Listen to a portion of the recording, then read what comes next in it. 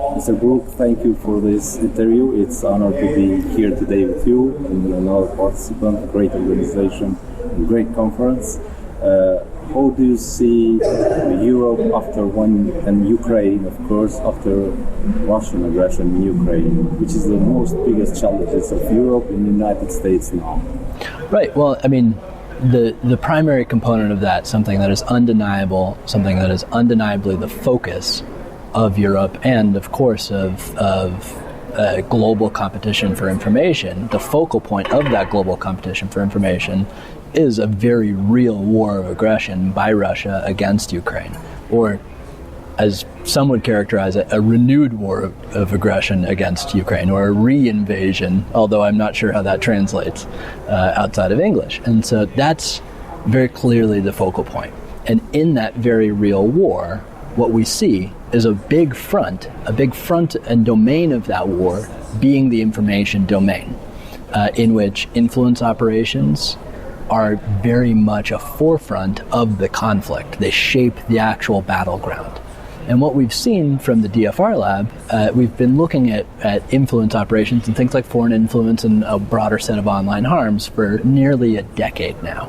And so right at the outset of the re-invasion of Ukraine, what we did is we looked at all of the work that we've done in the past 6-7 years of looking at hostile narratives and strategic disinformation from Russia. And what we saw was a number of the same narratives just used in a different way in the direct lead up into the invasion. And what we've seen in the year afterwards, 1 year of war, as it was said on the stage earlier, 469 days today of war, we've seen dynamic information environments of Russia maintaining control of the information environment in Russia, a hotly contested information environment in Ukraine, right? It's not a foregone conclusion. No one has won the information war yet. A lot of disinformation coming from Russia to, number one, justify the war, justify a war of aggression. Number two, deny responsibility for a war of aggression. And number three, mask military operations. So when they build up right before the invasion, as they were building up a lot of material on the borders, they were saying, no, this is just a military exercise. That's disinformation masking a military operation. And what we've seen in the year since the war, or right at this point in the war, is an additional effort beyond justify, deny, and mask to undermine Ukraine's resistance in Ukraine, and most of all, undermine support for Ukraine internationally.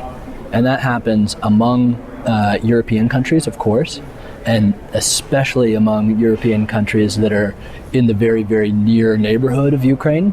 It happens across allies and partners, however you want to define that. And it happens around the world in information environments that don't necessarily think about Russia or Ukraine on any given day, but have a stake because global food prices are going up, or there's a security situation in Ukraine, in Europe for the first time that's messing with global markets and things like that. And so that's what we're looking at when we're talking about the information domain of the very real war of aggression against Ukraine. How do you see Russian influence before now in Europe generally, and especially do you have any information on Balkans, of course? Well, it's one of these things where the tactic of influence, the tactic of interference, sometimes including disinformation or information operations that include manipulation, that's not new, right? We expect that from nation-state actors, and especially authoritarian nation-state actors or autocratic state actors like Russia. So that component shouldn't be new to us. And I say this as an American. I think that the vast majority of citizens in the Balkans will understand that more intimately than any of the experts that we have in the United States, for instance, although we have also been the subject of massively successful Russian influence operations. And so we're in that together for sure. But what we see in places like the Balkans, which in my opinion, are a focal point or even a flashpoint in a global competition for information is hotly contested information environments that have not necessarily a huge amount of resilience because media markets are smaller, because it's easier to reach more people at scale, and because influence can be defined more broadly, up to and including not just what happens on social media with bot farms or whatever, or small media outlets that are mostly online and of questionable origins, right? We're talking about broader elements of influence like direct investment or economic relations. We're talking about political relations that go directly between the main party in Russia and the state of Russia and political parties across any number of other countries in the region, and especially in the Balkans. And so when we talk about influence, we're talking about something that's a lot broader. And the Balkans, for sure, are a major focal point and hotly contested at this point. With regard to Serbia in particular, there's no doubt that lots of elements within Serbia have friendly relations with Russia. And that in and of itself isn't necessarily a bad thing. That's expected in a globalized world, right? Countries have to be able to interact with other countries. That's what we stand for. That said, Serbia tends to be more aligned with Russia in many ways, even as they integrate further into the West. And it plays a very, very important regional role because it has the largest media market.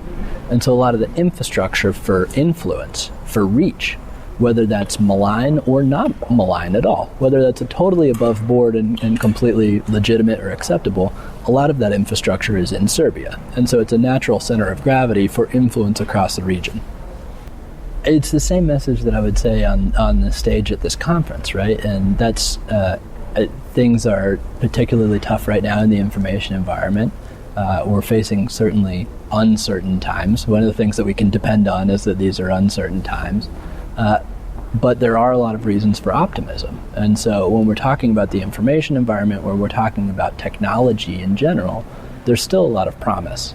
And I would say there's still a lot of agency, meaning it's not a foregone conclusion what happens in a global competition for information. It's not a foregone conclusion what happens in an era of heightened geopolitical tensions, for which a place like Kosovo is very much at the crossroads of, very much at the center of. And what I would say is you look at an example like Ukraine. Self-determination doesn't happen overnight. We have any number of the leaders of Ukraine at this point coming out of a revolution of dignity and Maidan. And that's a moment in their own history where they decided a different path. And that's a wonderful example in the agency of what we can do as populations, as people. And I would hope that that's a reason for optimism in Kosovo and everywhere else.